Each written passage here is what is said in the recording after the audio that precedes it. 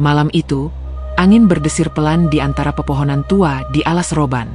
Langit kelam tanpa bintang, hanya rembulan pucat yang menggantung di atas sana, memancarkan cahaya redup yang membuat bayangan pepohonan tampak seperti sosok-sosok menyeramkan. 4 pemuda, Raka, Dimas, Andi, dan Fajar, berjalan menyusuri jalan setapak yang mulai tertutup dedaunan kering. Mereka baru saja tiba di lokasi camping yang mereka pilih, sebuah area terbuka yang dikelilingi pohon-pohon jati besar. Akhirnya sampai juga, ujar Dimas, menurunkan ranselnya dengan lega. Mereka berencana menghabiskan malam di tengah hutan ini karena penasaran dengan kisah-kisah mistis yang beredar tentang alas roban. Banyak orang bilang hutan ini angker, sering terjadi kecelakaan aneh, bahkan tak sedikit yang dilaporkan hilang tanpa jejak. Namun, bagi mereka, semua itu hanya mitos. Serius, lo percaya cerita-cerita kayak gitu? Ujar Fajar, terkekeh. Ini cuma hutan biasa. Namun, sejak awal Raka merasa ada yang tidak beres. Dadanya terasa sesak begitu mereka menginjakkan kaki di area tersebut. Hawa dingin yang tidak wajar merayapi tubuhnya, meski malam itu cuaca seharusnya hangat. Matanya tanpa sadar tertuju ke tepi hutan, di mana ia melihat sesuatu yang membuat bulu kuduknya meremang. Sesosok wanita berambut panjang berdiri mematung di antara pepohonan. Tubuhnya kurus kering dengan wajah yang tak jelas terlihat. Raka berkedip, dan saat membuka mata lagi, sosok itu sudah lenyap. "Lo kenapa?" tanya Andi yang lebih muda, menyadari raut wajah Raka yang tegang. Raka menggeleng pelan, mencoba meyakinkan dirinya bahwa itu hanya ilusi karena kelelahan. Enggak apa-apa," jawabnya, meski perasaannya masih tidak enak. Malam semakin larut. Api unggun mereka menyala hangat, menari-nari seolah menantang kegelapan. Mereka bercengkerama, bercerita tentang hal-hal konyol, berusaha melupakan suasana mencekam yang mengintai di sekitar. Namun, hawa dingin itu tidak hilang. Bahkan, semakin larut malam, udara terasa makin menusuk hingga membuat mereka mulai mengenakan jaket tebal. "Aneh, kok dinginnya begini banget, ya?" gumam Andi sambil menggosok-gosok tangannya di depan api unggun. Dimas menimpali, "Santai aja. Namanya juga hutan, anginnya pasti kenceng." Namun, suaranya terdengar lebih seperti mencoba meyakinkan diri sendiri. Saat itu, Raka mulai merasa seperti sedang diawasi. Ia menoleh ke arah pohon-pohon jati yang menjulang di sekeliling mereka. Dalam remang cahaya api, ia melihat sesuatu yang membuat jantungnya berdebar kencang. Sesosok wanita yang tadi dilihatnya kini berdiri lebih dekat, hanya beberapa meter dari mereka. Kali ini, wajahnya lebih jelas terlihat. Kulitnya pucat pasi, matanya kosong, menatap lurus ke arah Raka. Bibirnya yang pecah-pecah bergerak pelan, seolah menggumamkan sesuatu. Raka mengerjap, berharap itu hanya bayangan atau imajinasinya. Namun saat matanya terbuka lagi, sosok itu masih ada, lebih dekat dari sebelumnya. "Bro, gue ngerasa nggak enak," bisik Raka ke Dimas. "Ada sesuatu di situ." Ia menunjuk ke arah pohon jati. Dimas menoleh, namun tidak melihat apa-apa. "Nggak ada apa-apa, bro. Udah, lo tenang aja." Namun, belum sempat mereka melanjutkan percakapan, terdengar suara gemerisik dari balik semak-semak. Daun-daun kering terdorong, ranting-ranting patah seperti diinjak sesuatu. Mereka semua terdiam, saling berpandangan dengan wajah tegang. "Mungkin cuma hewan," ujar Fajar dengan nada ragu. Ia mencoba tertawa kecil, namun terdengar hambar. Dimas yang penasaran menyalakan senternya dan mengarahkan cahayanya ke arah suara tersebut. Namun, saat cahaya menyorot semak-semak, mereka semua melihat sesuatu yang membuat darah mereka membeku. Sebuah wajah pucat dengan mata melotot kosong menatap mereka dari kegelapan. Wajah itu mengintip dari balik semak-semak, tubuhnya tidak terlihat, hanya kepala dan leher yang tampak menjulur aneh seolah tidak memiliki tulang. "Lari!" teriak Raka. Mereka berempat langsung berhamburan tanpa pikir panjang. Nafas mereka memburu, kaki mereka berlari sekuat tenaga menembus jalan setapak yang nyaris tak terlihat. Namun, suara gemerisik di belakang mereka semakin mendekat. "Apa itu?" pekik Andi ketakutan. Dimas menoleh ke belakang, kesalahannya yang fatal. Sosok wanita bergaun putih itu kini berlari mengejar mereka. Namun yang membuat Dimas nyaris kehilangan akal sehat adalah caranya berlari. Kaki wanita itu tidak menapak tanah, melainkan melayang dengan tubuh terbungkuk, seolah tubuhnya sedang terseret sesuatu yang tak terlihat. Mulutnya menganga lebar, menampilkan gigi-gigi hitam yang membusuk. "Jangan lihat ke belakang," bentak Raka, menarik Dimas agar tetap berlari. Mereka akhirnya menemukan sebuah pondok tua di tengah hutan. Bangunannya reot dengan dinding kayu yang sudah lapuk. Tanpa pikir panjang, mereka menerobos masuk ke dalamnya dan menutup pintu rapat-rapat. Nafas mereka terengah-engah, dada terasa ingin meledak. Tangan Raka gemetar saat ia menahan pintu dari dalam. "Apa itu barusan?" tanya Andi dengan suara bergetar. Fajar menelan ludah, wajahnya pucat pasi. "Gue nggak tahu, tapi itu bukan manusia." Ruangan di dalam pondok itu gelap dan berantakan. Debu tebal menempel di lantai dan perabotan tua yang berserakan. Di sudut ruangan, Raka melihat beberapa foto tua yang berdebu. Salah satu foto menampilkan seorang wanita muda dengan wajah yang terasa familiar. Saat Raka membersihkan debunya, dadanya langsung terasa sesak. Itu adalah wajah wanita yang mereka lihat tadi. Di bawah foto itu tertulis jelas, "Siti, hilang 1995. Saat mereka tengah mencoba mencerna apa yang terjadi, terdengar ketukan keras di pintu. "Tok, tok, tok. Tolong buka pintunya." Suara wanita itu terdengar parau dan gemetar. Kali ini, suaranya terdengar lebih lirih, seolah benar-benar dalam bahaya. "Jangan buka pintunya," desis Raka dengan panik. Namun, Fajar yang merasa iba mulai mendekati pintu. "Gue nggak bisa ninggalin orang begitu aja," katanya. Tangannya mulai membuka kunci pintu. Saat celah pintu terbuka sedikit, tangan pucat yang dingin langsung merobek celah tersebut dan menarik Fajar keluar dengan kekuatan mengerikan. "Fajar!" teriak mereka bersamaan. Sosok itu melesat ke dalam kegelapan bersama Fajar, meninggalkan jeritan panjang yang menggema di seisi hutan. Suara jeritan Fajar masih menggema di telinga mereka, seolah terus berputar di kepala mereka. Dimas berdiri membeku di depan pintu pondok, matanya terpaku pada celah yang baru saja merenggut sahabatnya. Nafasnya tersengal-sengal, tubuhnya gemetar hebat. Kita harus nyari Fajar." Suara Dimas terdengar serak. "Lo gila? Kita nggak bisa keluar sekarang," bentak Raka. "Itu bukan manusia." Namun Dimas tidak peduli. Ia membuka pintu lebar-lebar, menyorotkan senter keluar. Pohon-pohon jati yang menjulang tampak seperti bayangan raksasa yang mengancam. Udara terasa lebih dingin, menusuk hingga ke tulang. "Fajar!" teriak Dimas sekeras mungkin. Namun, yang menjawab hanyalah gema suara sendiri yang berputar di antara pepohonan. Saat Dimas mulai melangkah keluar, tiba-tiba terdengar suara langkah kaki. Tep, tep, tep. Langkah itu berat, seperti sesuatu yang terseret. Dari kejauhan, mereka melihat sosok yang bergerak lambat, tertatih-tatih, muncul dari kegelapan. "Fajar!" panggil Dimas dengan penuh harap. Namun, saat cahaya senter mengenai sosok tersebut, wajah mereka langsung memucat. Itu memang Fajar, atau lebih tepatnya, sesuatu yang menyerupai Fajar. Tubuhnya kotor, pakaiannya compang-camping, dan wajahnya kosong. Matanya menatap lurus tanpa ekspresi. Dan yang paling mengerikan adalah kepalanya yang tampak tertekuk tidak wajar, seolah lehernya baru saja patah.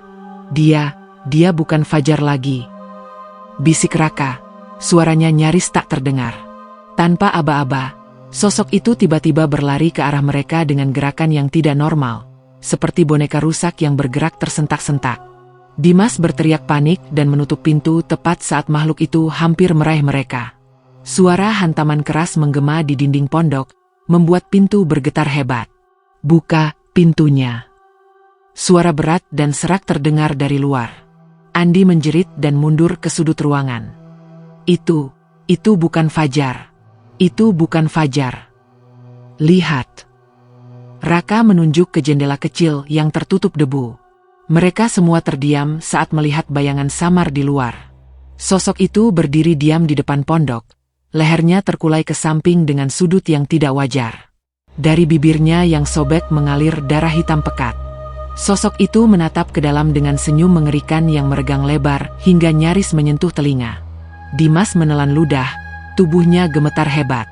Dia cuma mau kita keluar. Dia bukan Fajar lagi.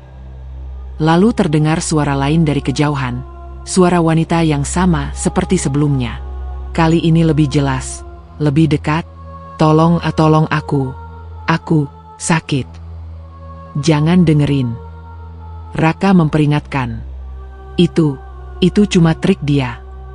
Namun Dimas tidak bisa menahan rasa iba. Gimana kalau itu beneran orang yang butuh bantuan? Ujarnya dengan suara bergetar. Ada yang aneh. Gumam Raka. Ia kembali menyorotkan senter ke sekeliling ruangan. Di dinding pondok yang penuh dengan debu dan sarang laba-laba, ia melihat sesuatu yang membuat tubuhnya terasa membeku. Dinding itu penuh dengan coretan. Ada puluhan, mungkin ratusan tanda seperti cakaran tangan manusia. Bekas goresan yang seolah dibuat oleh orang yang berusaha keluar dari ruangan itu. Beberapa tanda disertai tulisan samar. Dia akan datang. Jangan buka pintu. Dia tidak sendiri. Raka mundur dengan wajah pucat. Kita harus pergi dari sini. Tapi sebelum ia bisa menjelaskan, pintu pondok tiba-tiba bergetar hebat. Sosok Fajar, atau makhluk yang menyerupai Fajar, mulai menggedor pintu dengan keras. Suara ketukan itu makin kencang, seolah ada sesuatu yang mengamuk di luar. Cepat, kita harus keluar dari sini, bisik Raka. Ia menarik Dimas dan Andi ke arah jendela belakang yang sebagian kaca pecah. Tapi sebelum mereka bisa keluar, suara wanita itu kembali terdengar. Kali ini jauh lebih jelas, seolah tepat di samping telinga mereka. Tolong, bantu aku. Suara itu begitu nyata hingga Andi hampir membuka pintu. Mungkin itu beneran orang, Kak? Gumam Andi dengan suara gemetar. Namun tepat saat tangannya mencapai pegangan pintu, sosok wanita berambut panjang tiba-tiba muncul di balik jendela dengan wajah yang nyaris menempel ke kaca. Matanya kosong, hitam pekat tanpa bola mata. Mulutnya bergerak, berbisik tanpa suara. Dimas menjerit dan langsung menarik Andi menjauh dari jendela. Itu dia. Itu dia. Wanita itu menatap mereka, bibirnya bergerak lambat. Dari celah kaca yang pecah, terdengar suara bergetar. Satu lagi, aku butuh satu lagi. Raka tahu mereka tidak punya banyak waktu. Ia menarik kedua temannya ke arah belakang pondok. Kita loncat dari sini, katanya sambil menunjuk ke jendela belakang yang lebih besar. Lo gila? Kalau dia nunggu di luar gimana? Protes Dimas. Kita nggak punya pilihan, tegas Raka. Dengan gerakan cepat, mereka bertiga melompati jendela dan mendarat di tanah berumput yang dingin. Tanpa menoleh ke belakang, mereka berlari sekuat tenaga, menembus hutan yang gelap. Nafas mereka memburu, ranting-ranting kecil mencambuk wajah mereka, namun mereka terus berlari. Dari kejauhan, terdengar suara wanita itu berteriak marah. Jangan pergi. Jangan pergi. Setelah berlari tanpa henti selama hampir 15 menit, mereka akhirnya melihat cahaya dari jalan raya. Napas mereka tersengal, tubuh mereka nyaris roboh ke tanah. Kita selamat, kita selamat. Gumam Andi dengan suara bergetar. Namun, saat mereka menoleh ke belakang untuk memastikan tidak ada yang mengikuti mereka, mata Raka membelalak lebar. Di antara pepohonan, dua mata kosong menatap mereka dari kegelapan, mata wanita itu. Dia hanya berdiri diam, tubuhnya samar dalam bayangan. Bibirnya bergerak pelan, seolah mengucapkan sesuatu yang hanya bisa didengar oleh Raka. Aku belum selesai, aku akan datang lagi. Raka, Dimas, dan Andi akhirnya sampai di jalan raya yang sepi. Lampu jalan berkelip-kelip, membuat suasana semakin mencekam. Mereka terduduk di tepi aspal, dada naik turun, mencoba mengatur napas. Apa yang barusan terjadi? Gumam Dimas dengan suara serak. Fajar.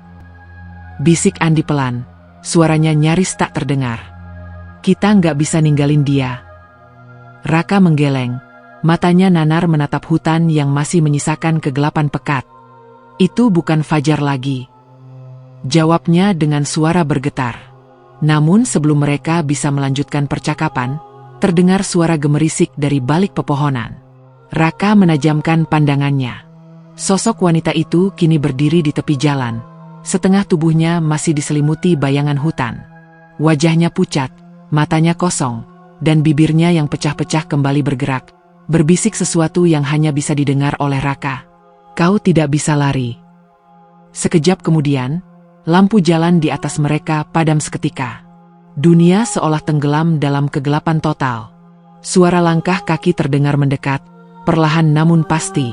Setiap langkah disertai suara napas berat yang mengerikan, seperti seseorang yang tercekik namun terus memaksa untuk bernafas. Ayo lari lagi, bisik Raka, menarik Dimas dan Andi yang masih membeku. Mereka berlari sepanjang jalan raya yang gelap. Namun anehnya, meski mereka terus berlari, pemandangan di sekitar tidak berubah. Jalan yang mereka lalui terasa seperti berputar di tempat. Kita muter-muter, teriak Dimas panik. Tunggu, lihat itu, ujar Andi sambil menunjuk ke kejauhan. Di depan mereka, samar-samar terlihat cahaya dari sebuah rumah kecil.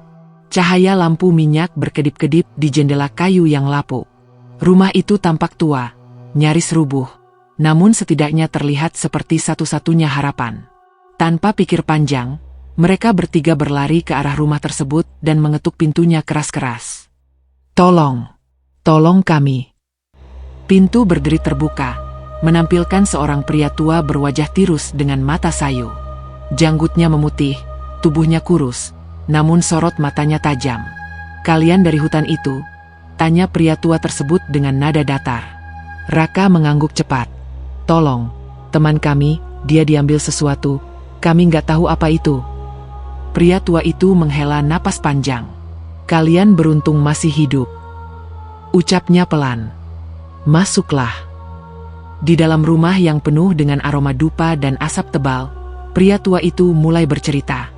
Banyak yang nggak tahu, Alas Roban itu bukan sekadar hutan biasa, katanya. Dulu, ada seorang wanita bernama Siti yang tinggal di desa ini. Cantik, ramah, tapi hidupnya penuh kesedihan. Suatu malam, dia menghilang tanpa jejak. Orang-orang percaya dia diculik atau dibunuh. Tapi sebenarnya dia memilih mengakhiri hidupnya di dalam hutan itu.